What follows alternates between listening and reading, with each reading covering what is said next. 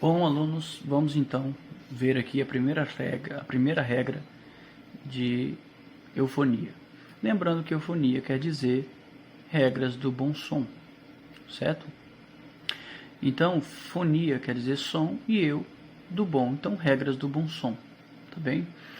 Primeiramente, a primeira regra da língua espanhola diz o seguinte: quando as palavras começam com A e HA sendo a sílaba mais forte da palavra, eu preciso necessariamente evitar que o artigo definido ou indefinido que vem antes dele não tenha A, para que não haja então a cacofonia, que é o som feio.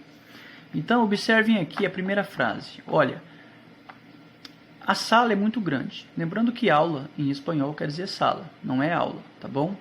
Aula em espanhol, esta palavra do espanhol em português quer dizer sala. Então, a sala é muito grande. Pela lógica, eu usaria o lá. La aula es muy grande. O lá acompanharia a palavra aula. Mas não é isso que vai acontecer. Por quê? Como lá tem A e aula começa com A, e é uma sílaba mais forte, o início do aula aqui, eu não posso utilizar o lá para que não aconteça o encontro do A mais o A, que isso acontece então a cacofonia, que é o som feio.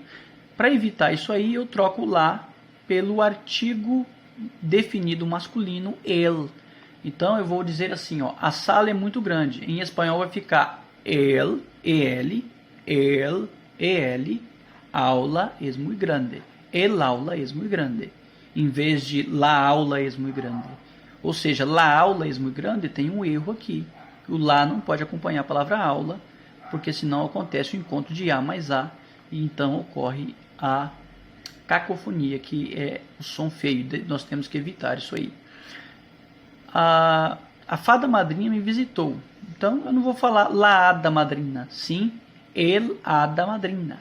Ou seja, eu vou tirar, em vez de usar o lá, eu usarei o el antes do HA, para que não aconteça o encontro de A mais A. Porque se eu usasse o lá, hada é uma palavra feminina, quer dizer fada.